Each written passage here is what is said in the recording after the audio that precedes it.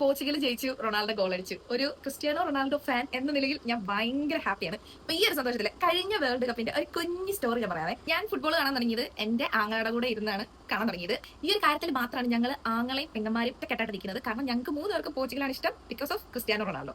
കഴിഞ്ഞ വേൾഡ് കപ്പിന്റെ ആ ദിവസമാണ് ഞങ്ങൾ ഹൈദരാബാദിൽ നിന്ന് നഴ്സിംഗ് പഠിത്തമൊക്കെ നിർത്തി തിരിച്ച് നാട്ടിലേക്ക് വരാൻ ട്രെയിൻ ചെയ്തത്. ആദ്യമായിട്ടാണ് ഞങ്ങളുടെ ഒരു ബോഗി നിറച്ച് മലയാളികൾ വന്നത്. മലപ്പുറത്ത് നിന്ന് ഹൈദരാബാദിലേക്ക് ഐവിക്ക് വന്ന കുറച്ച് സ്റ്റുഡൻസ് ആയിരുന്നു ഞങ്ങളുടെ ആ ഒരു 2 ബോഗിൽ നിറച്ച്. മലയാളികളെ കാണുമ്പോൾ നമുക്ക് പിന്നെ ഒരു സന്തോഷമാണല്ലോ. അതല്ല, ട്രെയിനിൽ അവിടെ വരെ ഒറ്റയ്ക്കാണല്ലോ എന്നുള്ളൊരു ചെറിയ പേടി ഉണ്ടായിരുന്നു. അപ്പൊ ഭയങ്കര സന്തോഷം. ആദ്യമായിട്ടാണ് ഞാൻ അത്രയും ആൾക്കാരുടെ കൂടെ ഇരുന്ന് ഒരു മാച്ച് കാണുന്നത്, അതും വേൾഡ് കപ്പ് ഫൈനൽ മാച്ച്.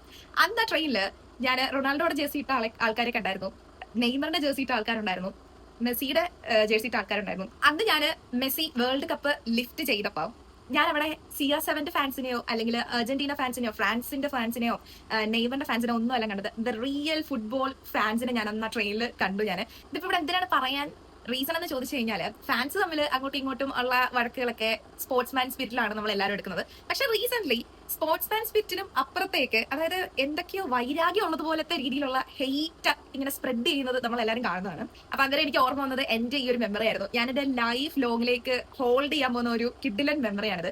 അപ്പൊ നിങ്ങൾ വേൾഡ് കപ്പിലെ ഏത് ടീമിനെയാണ് സപ്പോർട്ട് ചെയ്യുന്നത്? Please do comment guys.